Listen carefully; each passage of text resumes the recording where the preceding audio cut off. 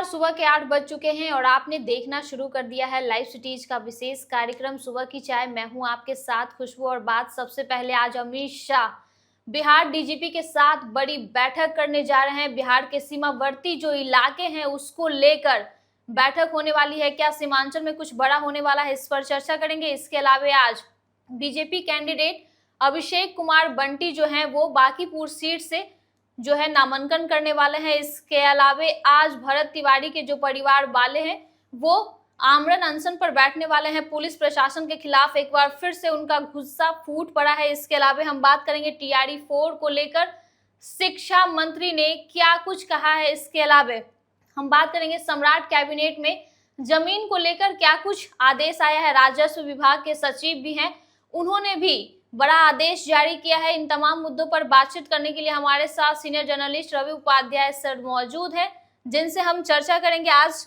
अमित शाह बड़ी बैठक करने वाले हैं, क्या कुछ बैठक में होने वाला है सर? देखिए, निश्चित रूप से जो बॉर्डरिंग जिला है बिहार से लगा हुआ, माने जो सीमांचल का इलाका है, पड़ोसी देश नेपाल से लगा है, कुछ हिस्सा उसका बांग्लादेश से लगता है। तो ऐसी स्थिति परिस्थिति में जो बॉर्डर का इलाका है उसमें अमित शाह दिल्ली में बड़ी बैठक करेंगे और उसके लिए चीफ सेक्रेटरी, मुख्य सचिव, डीजीपी बिहार तमाम की मौजूदगी रहेगी।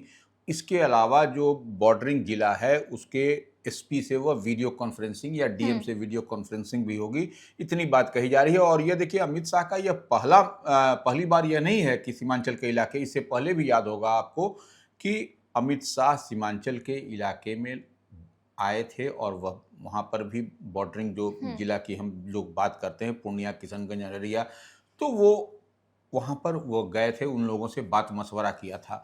और आपने देखा भी है कि पश्चिम बंगाल में विधानसभा का चुनाव भारतीय जनता पार्टी ने अपने झोली में डाला है। उसके बाद से कुछ न कुछ सुगबुगाहट नजर आती है। अब देखिए, कई तरीके की बात पॉलिटिकल कॉरिडोर में चलती है कि वह एक अलग प्रदेश बनाने की बात होगी, केंद्र शासित प्रदेश बनाने की बात। जा रहा है कि सीमांचल में कुछ बड़ा होने वाला है, इसी की तैयारी अमित शाह कर रहे हैं। देखिए, निश्चित रूप से वही हम कह रहे हैं, जितनी बात पॉलिटिकल कॉरिडोर में चर्चा है उसी बात को हम लोग डिकोड कर रहे हैं कि सीमांचल का इलाका और कुछ जो पश्चिम बंगाल जिसको हम लोग कहते हैं, जो भारतीय जनता पार्टी वहां पर उसकी सरकार है, तो उसको कुछ ऐसे पॉकेट्स को मिला करके केंद्र शासित प्रदेश, यूनियन टेरिटरी बनाने की बात हो रही है। वो एक अलग उसको किया जाएगा। इसी को हम जो जानकारी मिल रही है, जो जानकारी छन करके आ रही है, उसी को लेकर के अमित शाह कुछ साधते हुए दिखाई पड़ रहे हैं। और बिहार में भी आपने देखा कि भारतीय जनता पार्टी के नेतृत्व में सम्राट चौधरी की सरकार बनी हुई है। हालांकि डबल इंजन की सरकार है, एनडीए की सरकार है, बावजूद इसके अमित शाह कोई बड़ी तैयारी में है। बिहार और बंगाल के कुछ पोर्शन को मिलने की तैयारी, जो पॉलिटिकल कॉरिडोर में चर्चा है उसी की हम बात कर रहे हैं। यानी सीमांचल क्षेत्र जो है उसको लेकर अमित शाह बड़ी रणनीति तैयार कर रहे हैं। चर्चा अब बीजेपी कैंडिडेट को लेकर होगी सर, आज नामांकन करने जा रहे हैं। देखिए, निश्चित रूप से बांकीपुर विधानसभा उपचुनाव का आपने देखा कि कितने दिन से 6 तारीख से नॉमिनेशन नोटिफिकेशन हुआ था। आज जो है सो 9 तारीख है, तो आज जो है सो पहला नॉमिनेशन होगा, वह होगा भारतीय जनता पार्टी के उम्मीदवार के तौर पर अभिषेक कुमार बंटी कह लीजिए या अभिषेक कुमार सिन्हा कह लीजिए, वो होंगे। और यह भारतीय जनता पार्टी युवा मोर्चा के प्रदेश उपाध्यक्ष के पद पर थे। लंबे समय से यह जो है सो नितिन नवीन, जो भारतीय जनता पार्टी के राष्ट्रीय अध्यक्ष हैं, उनसे इनका जुड़ाव था, लगाव था, और कहीं ना कहीं भारतीय जनता पार्टी के कर्मठ सिपाही में इनकी गिनती होती है। पार्टी के लिए 27 साल से काम कर रहे हैं। बिल्कुल वही हम कह रहे हैं। तो आपने देखा भी कि किस तरीके से नितिन नवीन कितनी बार यहाँ से जीते। उससे पहले यह इस सीट पर उनके पिताश्री नवीन किशोर सिन्हा विधायक हुआ करते थे, तो एक लंबे समय से लीगेसी को वो कैरी फॉरवर्ड कर रहे थे नितिन नवीन। तो अब जाकर के अभिषेक कुमार बंटी या फिर अभिषेक कुमार सिन्हा को उम्मीदवार बनाया गया है इस बार के विधानसभा के उपचुनाव में। तो यह भारतीय जनता पार्टी का भी लिटमस टेस्ट होगा, क्योंकि दूसरी तरफ प्रशांत किशोर जनसुराज के सूत्रधार भी लड़ रहे हैं। उसके अलावा आप देखिए कि राष्ट्रीय जनता दल ने भी उम्मीदवार दिया है। तो यह एक किस तरीके से चुनाव होगी, कहां पर चुनाव जाएगा, क्योंकि एक तरीके से आप देखिए गुप्ता है, रेखा गुप्ता है, राजद प्रत्याशी हैं, वह एनडीए का कोर वोटर माना जाता है, गुप्ता वैश्य। एक तरफ आपको प्रशांत किशोर पांडे हैं, वह पंडित जी हैं, तो वह पंडित जी का भी आपको एनडीए का कोर वोटर माना जाता है। तो ये देखने वाली बात होगी कि कितना वोट चढ़ता है आपको प्रशांत किशोर पर, कितना वोट चढ़ता है रेखा गुप्ता पर और कितना वोट अभिषेक कुमार सिन्हा लेते हैं। यही देखने वाली बात होगी, क्योंकि पांडे और गुप्ता ये निश्चित रूप से ये एक बड़ा पेच फंसा दिया है ये भारतीय जनता पार्टी के लिए। और देखिए, नितिन नवीन निश्चित रूप से राष्ट्रीय अध्यक्ष हैं भारतीय जनता पार्टी की, उनकी सीट है। तो इस लिहाज से देश के स्तर पर इस सीट के लिए जो उपचुनाव हो रहा है उसकी चर्चा है और तमाम तरह की अभी तक बात चल रही है। अब देखने वाली बात है कि नितिन नवीन आज जो सो उनके नॉमिनेशन के समय मौजूद रहते हैं कि नहीं, क्योंकि देखिए ये इन लोगों का बिहार स्काउट एंड गाइड जो आपको ऑफिस है वहां पर से ही यह प्रोसेसन निकलेगा और बिहार स्काउट एंड गाइड का यह जो है सो एक उसमें आपको कहीं ना कहीं दिखाई पड़ेगा कि बिहार स्काउट एंड गाइड में ही जब नितिन नवीन अपनी जब मीटिंग कर रहे थे, याद करिए उस कालखंड को, उस समय को, वहीं पर केंद्र से फोन आता है कि आपको भारतीय जनता पार्टी का राष्ट्रीय अध्यक्ष बनाया जाता है। तो वह जो जगह है, वह जो स्थल है भारतीय जनता पार्टी के लिए या इस विधानसभा क्षेत्र के लिए सगुनिया माना जाता है। इसी सगुनिया स्थल से जुलूस प्रोसेसन निकलेगा और वहां पर बिहार स्काउट एंड गाइड में बड़ी मुकम्मल तैयारी हो, क्योंकि मौसम का मिजाज बदल रहा है। तो ऐसे में वाटर प्रूफ पंडाल का भी निर्माण कराया जा रहा है, क्योंकि वहीं से प्रोसेसन आगे चलेगा। तो ये एक बड़ी तैयारी आज होती के लिए साख की लड़ाई है। निश्चित रूप से हम तो कहें कि गुप्ता और पांडे ये दो जो है सो कोर वोटर होते हैं एनडीए के, वही दो उम्मीदवार हो गए हैं। प्रशांत किशोर खुद जो है सो स्ट्रेटजी बनाते हैं, वो उनके अब वो भी एक हैं जो भारतीय जनता पार्टी के लिए अब तक पहले बनाते रहे हैं, याद करिए उस कालखंड को। ऐसे में गुप्ता पांडे का यह जो चंक जो है यह कितना डेंट करेगा, क्या होगा, यह तो समय बताएगा। 30 तारीख को जब वोटिंग होगी तब तो पता चलेगा। फील्ड में प्रशांत किशोर खुद भी घूम रहे हैं, 7-7 घंटे जनसंपर्क कर रहे हैं, लोगों से मिल रहे हैं। देखिए, प्रशांत किशोर को इस चीज के लिए महारत हासिल है। आपने देखा भी कि बीते विधानसभा के चुनाव में प्रशांत किशोर की पार्टी बेहतर नहीं की थी। हाँ, उस बार प्रशांत किशोर नहीं लड़े थे अपने स्वयं। इस बार पहली बार ऐसा है उनके, अगर यदि हम देखें जनसुराज के बारे में, जब से वह राजनीति के बारे में समझते हैं, समझाते हैं दूसरे दलों को, लेकिन कभी तक प्रशांत किशोर चुनाव नहीं लड़े थे। पहली दफा है कि प्रशांत किशोर स्वयं उम्मीदवार बने हैं। इस लिहाज से देखिए जनता का क्या मूड बनता है, जनता क्या बदलाव चाहती है, क्योंकि एक लंबे कालखंड तक भारतीय जनता पार्टी बांकीपुर विधानसभा क्षेत्र में रही है।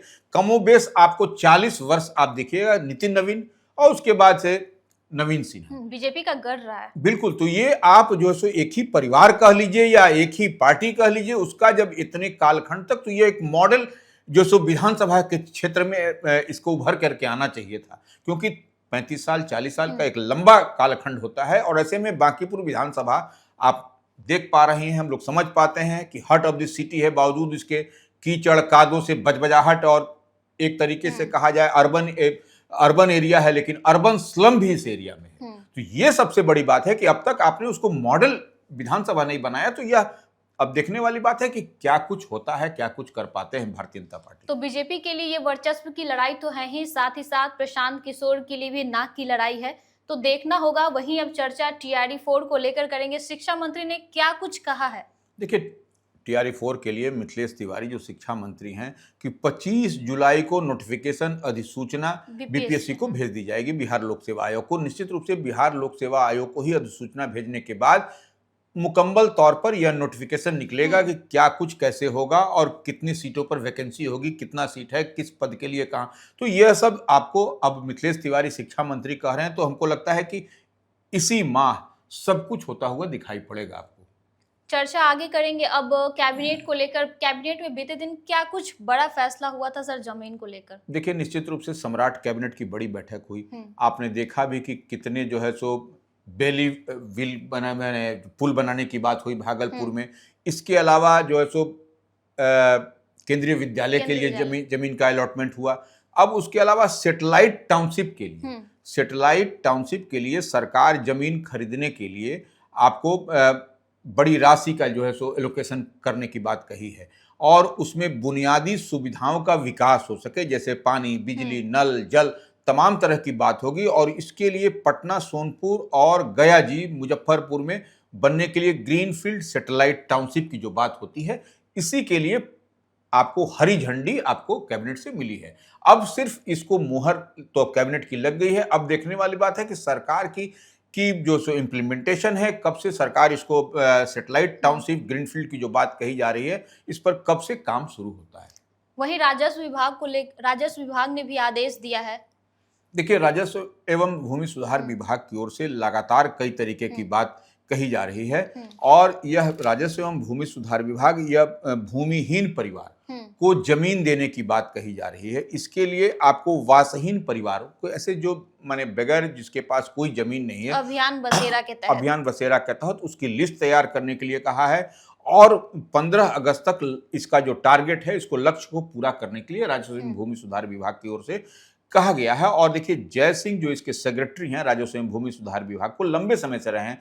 38 जिलों में अपर समाहर्ताओं के लिए को साथ वह वीडियो कॉन्फ्रेंसिंग के जरिए वह काम करेंगे और समीक्षा करेंगे और उसको समीक्षा करके वह सरकार की प्राथमिकता है कि ऐसे में जो इन वास्कत भूमि है उसको, जो भूमिहीन के लिए, वह जो है सो उसको उपलब्ध कराएं। अगर जो नहीं करेंगे तो 15 अगस्त के बाद जो है सो सरकार का टारगेट है कि हम ऐसे लोगों को जमीन उपलब्ध कराएं। नहीं करिएगा तो ऐसे में कई लोग नपते हुए भी दिखाई पड़ेंगे आपको। अधिकारियों को लिस्ट बनाने का जो जिम्मा है उन्होंने दिया है। चर्चा आगे करेंगे। भरत तिवारी के परिवार वालों ने सर बड़ा ऐलान किया है आज। देखिए, भरत तिवारी का जो कथित रूप से इनकाउंटर की बात हम लोग कह रहे हैं, वह हजारों हजार की संख्या में, और वह जो बिलौटी गांव है, भोजपुर आरा में तो जरूर है, लेकिन वह उत्तर प्रदेश की सीमा से लगा हुआ है, वाराणसी से लगा हुआ है। वहां पर प्रधानमंत्री नरेंद्र मोदी का वह क्षेत्र पड़ता है। तो ऐसे में आपको उत्तर प्रदेश में भी अगले साल चुनाव होना है। तो इसको साधने के लिए आपने देखा कि चिराग पासवान, जो लोक जनशक्ति पार्टी रामविलास के राष्ट्रीय अध्यक्ष हैं, वह भी वहां गए थे। आपने यह भी देखा कि अशोक चौधरी, जो जेडीयू कोटे से मंत्री हैं, वह भी गए थे। और सरकार की ओर से कई तरह की बातें छन करके आ रही हैं। कोई भरत तिवारी के पक्ष में बोल रहा है, कोई चुप मौन साध लिया है। तो कई तरीके की बात। निश्चित रूप से भरत तिवारी की मां और उनके परिवार के लोग आपको आज से ही आमरण अनशन पर बैठने जा रहे हैं। इन लोगों का कहना है कि इन लोगों को थ्रेट भी मिलता है, इन लोगों को पुलिस की सुरक्षा मिलनी चाहिए। और पुलिस की सुरक्षा माने बिहार पुलिस पर भरोसा नहीं जता करके इनको, इनकी सुरक्षा है कि केंद्रीय सुरक्षा बल हमको मुहैया कराया जाए, सो दैट कि हम कंफर्ट रह सकें। और घर के पास हजारों की संख्या में लोग रोज आए दिन आ रहे हैं और इसी को लेकर के ये लोग परिवार आज से धरना पर बैठेगा। तो अब सरकार का क्या स्थिति होगी, क्या परिस्थिति होगी। सरकार जो है सो निश्चित रूप से भरत तिवारी के मसले को लेकर के कहां पर, ठीक है, सम्राट चौधरी ने, जो मुख्यमंत्री बिहार हैं, हाईकोर्ट के सेवानिवृत्त जो है सो जज के न्यायमूर्ति की अध्यक्षता में एक कमेटी का गठन भी किया है जांच के लिए। लेकिन इसका फलाफल क्या निकल रहा है, यह भरत तिवारी का परिवार, उनकी मां, उनके पिताश्री, उनके भाई इस बात को जानना चाह रहे हैं और अभी तक कोई मुकम्मल तौर पर कार्रवाई सरकार की ओर से नहीं है। तो ये नाराजगी उनके परिवार की है। तो अब देखना होगा कि सरकार का रुख क्या होता है। तो अभी तक आपने हमारे चैनल को सब्सक्राइब नहीं किया है तो सब्सक्राइब कर ले, साथ ही फेसबुक पेज को भी लाइक कर ले। वीडियो देखने के लिए शुक्रिया।